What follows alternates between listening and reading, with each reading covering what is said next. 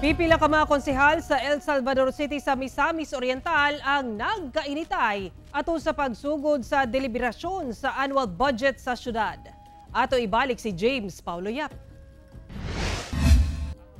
Atol sa regular session sa 6 ang guniang panglungsod sa El Salvador City ni adtong Oktubre 21, gisugyot matud pa sa Vice Mayor sa syudad ang pagtuki sa proposed annual budget alang sa tuig 2025 pinaagi sa ad hoc committee. Ubos sa ilang regular session, inay nga ipaagi pa sa Committee on Appropriations. Butang nga giuyunan man sab kuno sa majority sa mga konsihal. Ang maong budget deliberation nakaschedule unta ni atong Lunes, November 11. Apan nakurat na lang kuno ang Vice Mayor dihang kalit nga gibakwi sa usa sa mga konsihal nga may resulta sa argumento. It was decided namang good cons, no? This is just a simple reminder ba? Yes, decisions can hold always... on. Let me talk. Let me finish.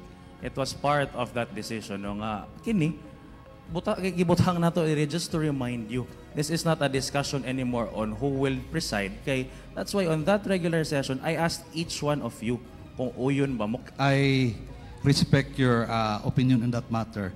But as member of the Sanggunian, I also have the right na pwede nato makorek ang atong earlier decisions, especially kung wala pa siya ma-happen.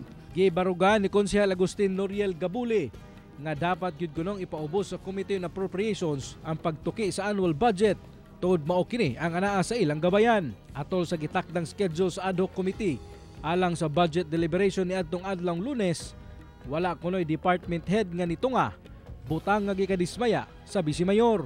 Actually, they are really good mo ang tagid mo ang hedere.